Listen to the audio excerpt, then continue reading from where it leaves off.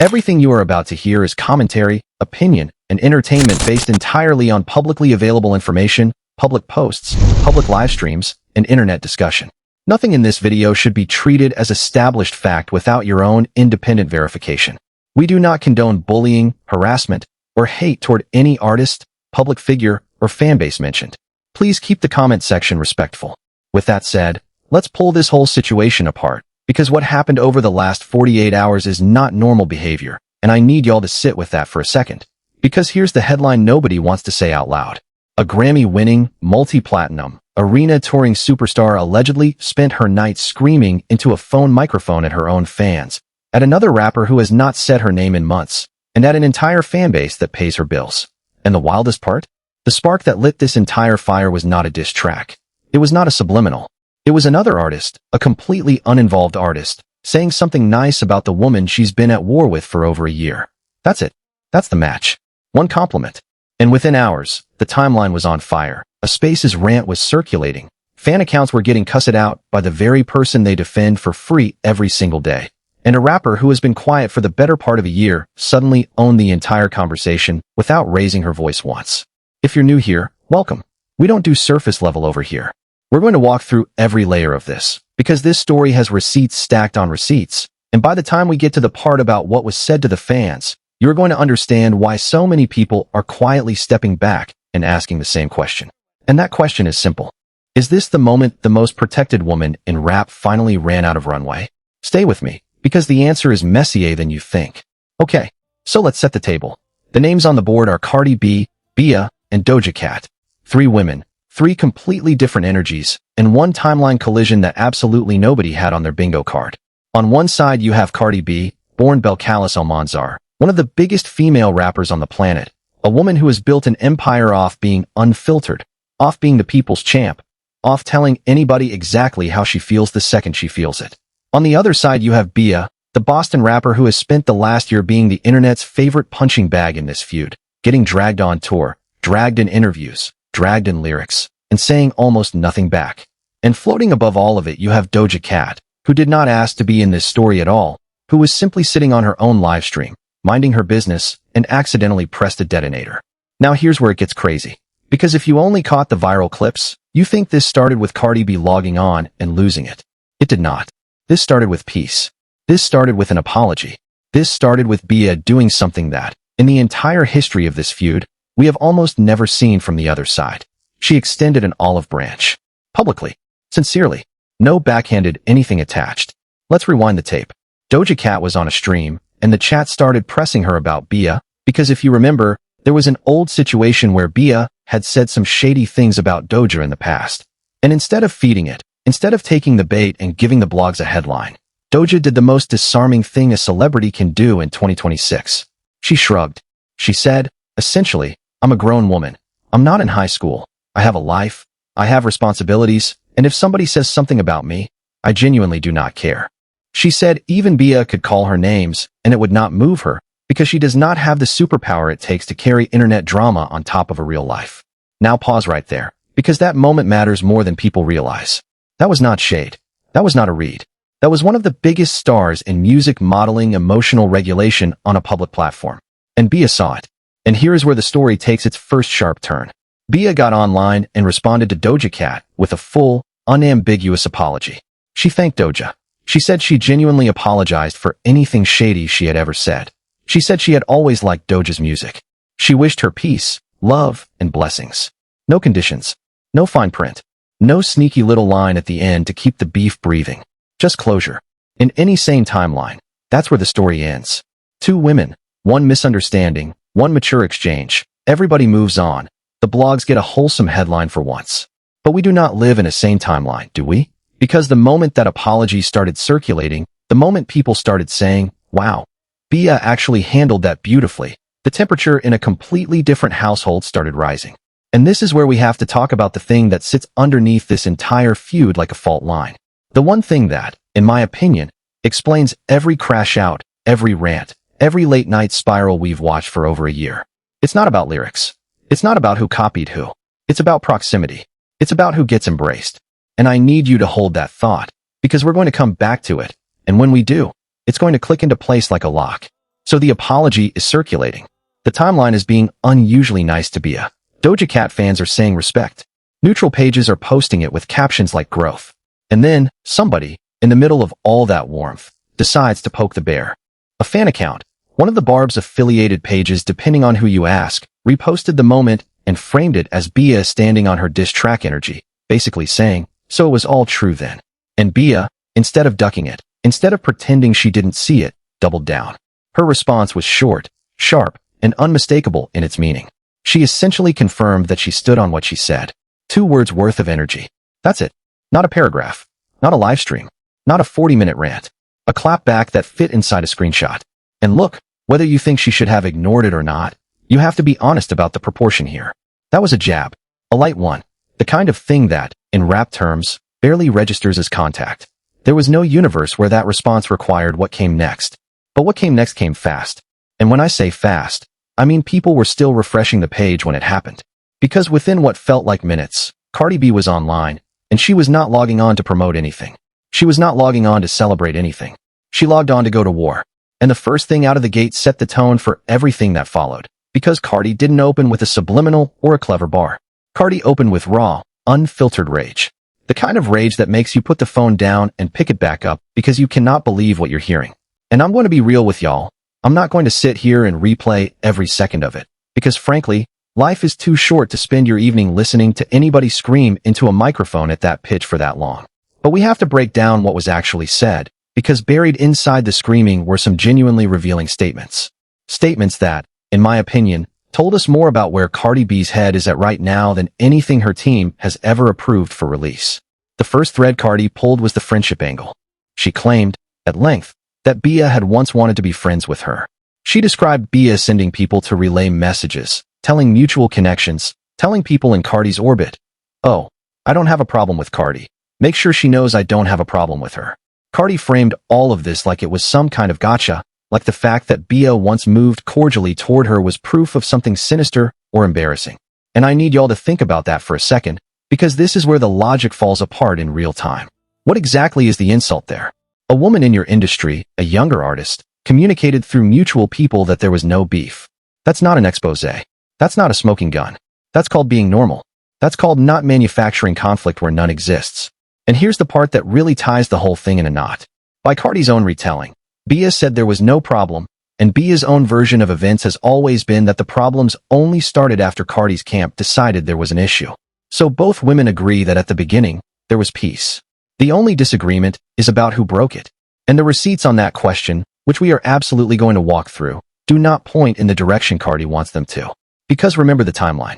The whole reason this feud exists in the public record is the moment Bia felt her sound and her visuals were being mirrored. When that record dropped, when that video dropped, the entire internet, not just Bia's fans, the entire timeline, was making the comparison. People were playing the songs back to back. People were matching the frames. That was a consensus conversation, not a one-woman conspiracy. And from that point forward, the energy flipped. What had been a year of silence and no problem became months and months of shots, of subs, of tour moments, of the feud becoming a feature of somebody else's rollout. And that's the piece of context that makes the Space's rant land so strangely. Because Cardi B got on that microphone and positioned herself as the one being provoked, the one being attacked out of nowhere, the one who just wants to be left alone. And listen, I don't have a dog in this fight. I don't know either of these women. But I know how to read a timeline. And the timeline says one of these artists spent most of a year on the receiving end of a one-sided beatdown and finally tapped back with 2 sentences, while the other one treated 2 sentences like a declaration of war. There's an old saying about this. The one who screams the loudest about not caring is usually the one doing the most caring. And baby, the volume on that Spaces was deafening. Now, the second thread in the rant is the one that made a lot of people genuinely uncomfortable. And this is where I want to be careful, because we deal in commentary, not character verdicts. Cardi went into street history. She went into who got put on, at what age, by whom. She questioned Bia's authenticity, her background, her credentials, the whole authenticity audit that rap fans love to run when they're losing the argument on the actual music. And layered into that section of the rant was an allegation about somebody in Bia's circle and Cardi's ex. I'm not going to dress that up or drag it out, because here's my honest question, and it's the same question half the timeline was asking by morning. What does any of that have to do with Bia? Seriously, do the math on that. If the grievance is about a person adjacent to Bia and a situation involving Cardi's ex, then that grievance belongs to that situation. You don't get to bundle third-party relationship drama into a rap feud and present it like evidence of the other rapper's character. It doesn't connect. It never connected. And the fact that it was in there at all tells you something important about the emotional logic of that night. That rant was not a case being built. It was a pressure valve being released. Everything that had been sitting in the tank, the tour stress, the reception stress, the year of watching the conversation drift away from her, all of it came out in one blast. And Bia just happened to be the name on the valve. And I keep saying this word, stress, so let's talk about it. Because the Space's rant did not happen in a vacuum. It happened in the middle of what has been, by any fair measure, a turbulent stretch for Cardi B professionally. And this is the part of the story where the sympathy and the accountability have to share the room, because both things can be true at once. Here's the setup. Cardi B released new music, and the reception, to put it gently, was divided. And by divided, I mean her own fans, the Barty gang, the people who have ridden for her through every controversy, every lawsuit, every era, were in the comments and on the timeline saying they weren't feeling it. Not haters, not bots, not rival fan bases. Her own core audience, saying respectfully, this one isn't it. And what happened next is the moment I need every single person watching this video to sit with, because in my opinion, it's the most revealing moment in this entire saga. Cardi B got on Spaces and went at the fans. Not the critics, not the blogs, the fans. The ones streaming, the ones buying, the ones defending her name in comment sections they will never be paid to defend it in. And the message, stripped of all the screaming, was essentially this. I'm getting money. I don't need to be doing music right now. Y'all don't see the positive. Y'all keep complaining. And if y'all keep it up, I just won't do music at all. Read that back slowly. Because what you just heard is the entire social contract between an artist and a fan base being lit on fire in real time. Now let me be fair before I be critical, because we do both over here. Is it exhausting to be a public figure and read negativity all day? Absolutely. Nobody is built to absorb 10,000 opinions about their art before breakfast. That part of the job is genuinely dehumanizing, and I will never pretend otherwise. But there is a difference between being hurt by criticism and turning the blame for the criticism onto the people delivering it. One of those is human. The other one is a strategy error of catastrophic proportions, because the one thing a fan base will never forgive is being told their money and their loyalty entitle them to silence. And since we are already sitting inside the fan conversation, let's finish that thought properly, because the fan dimension of this story deserves its own full examination. What made this week's Spaces moment different from every previous Cardi B controversy is that for the first time, the incoming fire was not coming from outside the house. It was coming from the living room. When your own supporters become the audience for a rant, the usual defense mechanisms stop working. There is no rival fan base to blame, no blog to accuse of twisting the footage, no hater narrative to retreat into. It is just an artist and the people who fund her career sitting in the same digital room, having an argument about whether the new record is good. That is a conversation no superstar ever wants to have in public. And it is absolutely a conversation you never want to win, because winning it means convincing your customers to stop telling you the truth. And a fan base that stops telling you the truth does not become quiet. It becomes gone. That is the part of the equation that so many artists at that level miss. Silence from your core audience is never peace. It is a countdown. Look at the broader pattern across the industry, and you will see this exact movie before. The artists with the longest careers are almost never the ones who fought their fans. They are the ones who figured out how to absorb a bad week without turning it into a bad month. Miss the mark with a single, say nothing cute about it, go quiet for 6 weeks, and come back with something undeniable. The audience forgives everything except being lectured. They will forgive a flop. They will not forgive being told the flop was their fault. That distinction sounds small. It is actually the entire ballgame, and it is the distinction at the very center of this whole saga. And one more layer before we move, because the sociology of this fanbase moment deserves the full treatment. Every major artist eventually runs into the same invisible wall, the day the audience stops grading you on your potential and starts grading you on your pattern. Cardi B is hitting that wall right now, in public, in real time, and the tragedy is that none of it was necessary. The fans were not asking for perfection. They were asking to be heard. That is the cheapest currency in entertainment, and it is the one thing that cannot be repurchased once it is spent. Meanwhile, on the other side of the board, Bia kept her hands clean and her mouth shut, and the culture did the rest. There is a lesson buried in there for every artist watching, and the lesson is brutal in its simplicity. The timeline forgets a bad song in a week, but it never forgets being screamed at. Never. The group chats are still passing the clips around, and every repost tightens the frame a little more. And the fans noticed. Oh, they noticed. The comment sections under the Spaces clips were not the usual shield wall. They were confused. They were hurt. There were people with Cardi lyrics in their bios typing things like, "Wait, she's mad at us now?" There were Day One supporters saying they felt like they just got fussed out by a family member for asking what's for dinner. And this is the part that connects directly back to the Bia situation. So track with me here. Because while Cardi B was on Spaces telling her own supporters she doesn't need to make music, Bia was out here quietly doing the one thing that the entire music industry respects more than any rant, any tweet, any tour moment. She was outworking the moment. Streams moving, playlists adding, conversation shifting. And that contrast, that side by side, is the entire story of this week in one frame. One artist screaming that she doesn't care what anyone thinks while clearly caring more than anyone on the planet, and one artist saying almost nothing while her numbers do all the talking for her. Now, we have to go back. Because to understand why a two-sentence clapback produced a 40-minute explosion, you have to understand the year that came before it. And this is the part of the story that the new viewers always miss. The part that makes the people who've been watching since day one lean back in their chairs like, "See, this is what we've been trying to tell you." Cast your mind back. When this feud first cracked open, the flashpoint was creative ownership. Bia's position, stated plainly and never really walked back, was that her lane, her sound, her visual identity had been borrowed without credit. And whatever you think of that claim, what is not in dispute is what happened next. Because what happened next was not a private conversation between two artists. It was a public, sustained, months-long campaign. The shots came in lyrics. The shots came in performances. The feud became content. It became a segment. It became, and I'm using the internet's own framing here, a recurring feature of a tour rollout, to the point where people were openly asking whether the feud was doing more numbers than the music. And through all of that, through month after month of being the punchline in somebody else's show, Bia said essentially nothing. 9 months, 10 months, depending on how you count it, of silence. Think about the discipline that takes. Think about being an artist in the social media era, where every instinct of the industry says respond immediately, clap back by lunch, turn the moment into engagement, and choosing instead to just be quiet, drop your records, and let time do the arguing for you. That's the context. That's the weight that was sitting underneath the moment when a fan page poked her during the Doja Cat exchange, and she finally tapped back.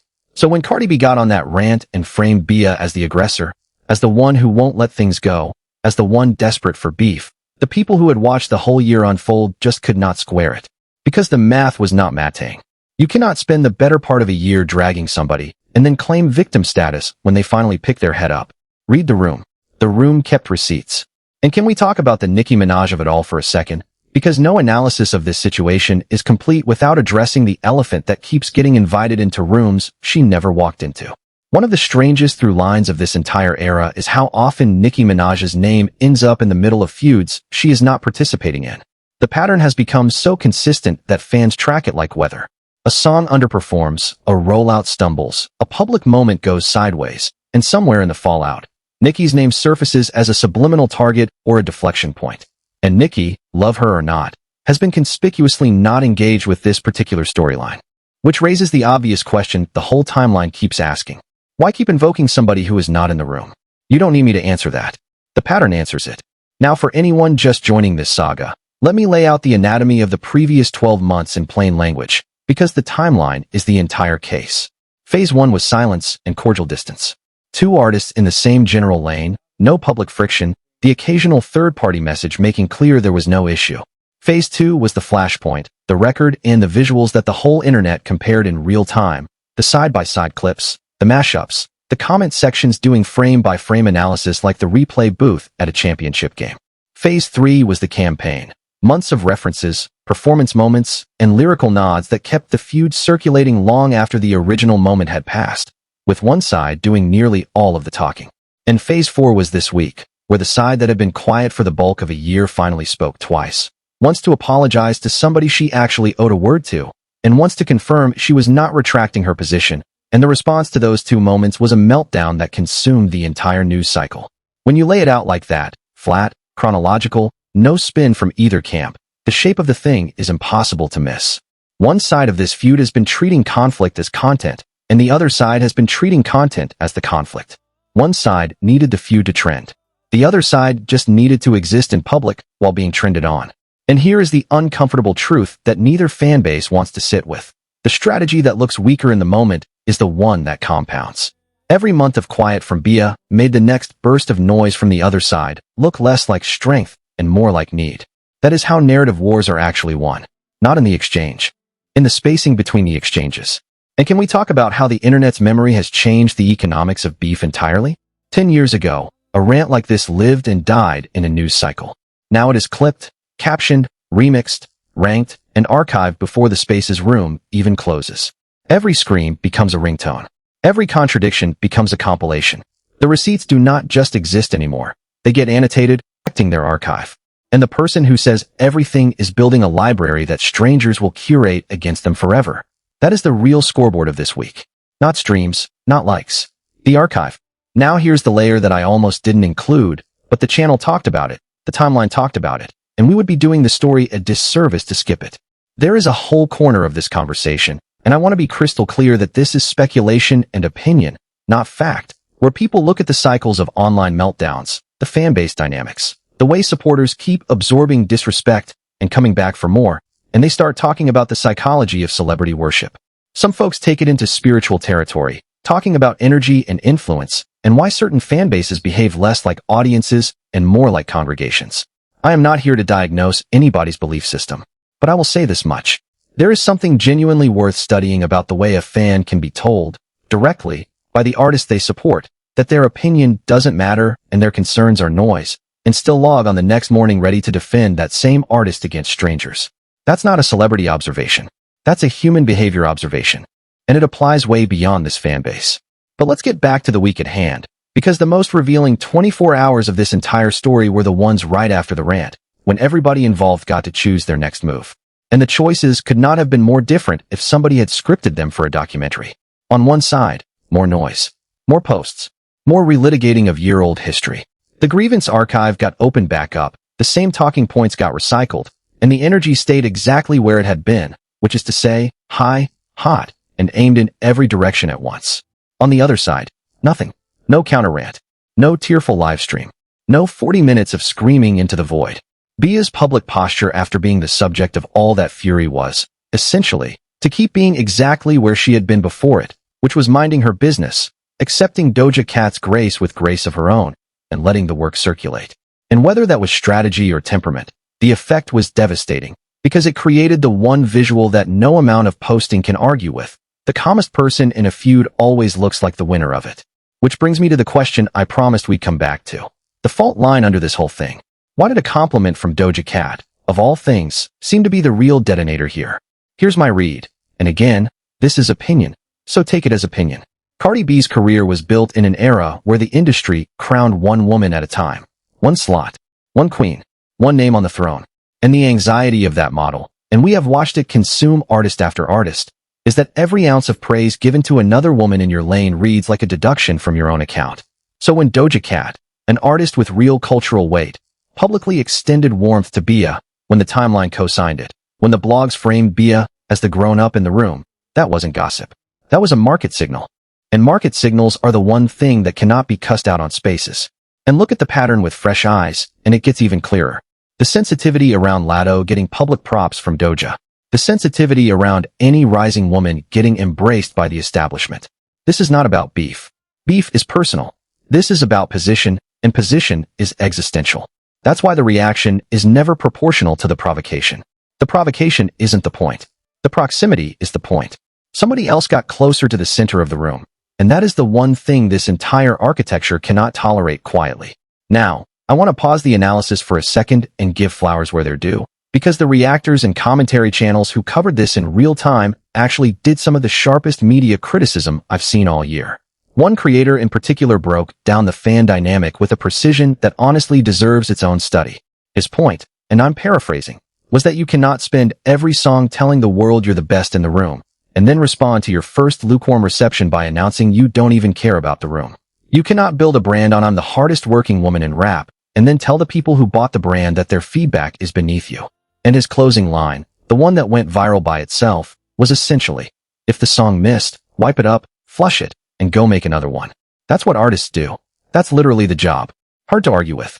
Because strip away the fame, strip away the money, strip away the fanbase wars, and that's the whole job description. Make the thing. Put it out. Listen. Adjust. Make another one. The moment the listening part gets replaced with screaming at the audience for not clapping correctly, the art is no longer the product. The drama is the product. And drama, unlike music, has a shelf life measured in weeks. So where does that leave everybody? For Cardi B, and I say this without an ounce of pleasure, this is a fork in the road moment. The talent was never the question. The story of backlash, the come-up, the charisma, the once-in-a-generation instinct for a hook and a moment, none of that is in dispute, and none of it has gone anywhere. What's in question is the operating system running on top of the talent. Because right now, the operating system says, respond to everything, take every bait, treat every compliment to another woman as a declaration of war, and treat fan feedback as betrayal. And that operating system is producing the one outcome no artist at that level can afford, which is fatigue. Not the fans' fatigue with the music, the public's fatigue with the cycle. The rant, the apology tour from defenders, the quiet stretch, the next rant. The loop is now predictable enough that the blogs pre-write the headlines. And predictability is death in an attention economy. For Bia, the lesson of this week is almost embarrassingly simple, and every PR firm in the country should be screenshotting it. She spent a year losing the loud war and winning the long one. She took a year of public dragging on the chin, kept her responses to a handful of sentences, apologized where an apology was actually owed, accepted grace without gloating, and let her streams and her conduct make the argument. And the result is that she walked out of a week where a superstar screamed her name for the better part of an hour looking like the most composed person in the building. You cannot buy that kind of narrative. You can only earn it, one quiet month at a time. And for Doja Cat, who stumbled into this whole thing by refusing to perform outrage on command, the takeaway is that a shrug, delivered with genuine indifference to drama, is still the most disruptive move in celebrity culture. She didn't pick a side. She didn't weaponize the apology. She just declined to enroll in the war, and in doing so, accidentally exposed how much of the war runs on enrollment. So here's where I land, and then I want to hear where you land, because this one is genuinely splitting the group chat. The question isn't who won the week. The week is obvious. The question is what happens next. Does Cardi B take the L on the chin, get back in the studio, and remind everybody why the name got big in the first place? Because the door for that is wide open, and honestly, the fastest way to make all of this disappear is a record so undeniable that nobody remembers the rant. Where does the cycle run again? Does the next compliment to the next woman in the lane set off the next 40 minutes, until one day the public checks the timeline, sees the name trending, and keeps scrolling? Because that's the ending nobody in that camp wants to think about. Not the backlash. Not the blogs. The scroll past. The day the outrage stops working because the audience finally ran out of outrage to give. And if the pattern of the last year tells us anything, it's that every rant spins down an account that used to be bottomless, and the balance is getting low. Meanwhile, somewhere in Boston, the woman at the center of all of it is doing the loudest thing available to a person in her position. Nothing at all. Now, you know how we do it over here. The comments are the second half of the show, so let's get into it. Number 1. Were the fans wrong for telling Cardi B the song wasn't hitting? Or is honest feedback literally what a fanbase is for? Number 2. Did Bia handle the Doja Cat moment like a professional, or should she have ignored the fan page and kept the silent streak alive? And number 3, the big one. Is this the week the narrative permanently flipped, or are we going to be right back here in 3 months watching the same movie with a new title? Drop your take below, but keep it respectful, because we're here to analyze the chess, not attack the players. If this is your first video with us, first of all, where have you been? Hit subscribe, tap the bell, because the way this story is developing, the next chapter is already loading. And if you want the full context on how this feud actually started, the tour footage, the receipts, the whole timeline laid out frame by frame, that video is already up on the channel, and it is required viewing before the next episode of this saga drops. Trust me, after this week, there will be a next episode. There is always a next episode. Because step back from the personalities for a second and look at the shape of the entire week. A moment of grace triggered a moment of rage. An apology between two people who owed each other closure somehow became a crisis for a third person who was not in the conversation. A fan base that asked for better music got told their ears were the problem. And the artist who did the least ended up with the most. That is not just a celebrity story. That is a case study in how attention actually works now. Provocation gets you a day. Composure gets you a season. And everybody in that camp, every advisor, every publicist, every friend with a phone, knows which one of those two currencies is trading higher this morning. The last thing I will say about it is this. Every era of rap has had its towering talent who could not get out of the way of their own temperature. And every era has also had the quiet strategist who let the loud ones spin themselves down. The culture eventually sorts them. It always does. The only question that ever matters is how much of the catalog, how much of the goodwill, how much of the fan base is still standing when the sorting is done. And that question, for the first time in this entire feud, is not being asked about Bia. So watch what happens next very carefully. Watch whether the next move is a record or another rant. Watch whether the next headline is about a chart position or a comment section. Watch whether the apology between Bia and Doja Cat holds. Because if it does, it becomes the template, and templates are contagious. And more than anything, watch the fans. Not the loudest ones. The quiet ones. The ones who did not argue back this week, who did not defend or attack, who just went still. In this business, the fans who leave loudly were never really leaving. The ones worth fearing are the ones who simply stop showing up, because by the time anybody notices the silence, the arena is already half empty and the story has already moved on without asking anybody's permission. Because here's what I know after covering this culture for as long as I have. The loudest voice in the room gets the first headline, but the calmest person in the feud gets the last one. And this week, for the first time in a very long time, those were two different people. I'll catch y'all on the next one. And until then, protect your peace, watch the patterns, and remember, the loudest thing in the world is the sound of somebody who didn't have to respond at all.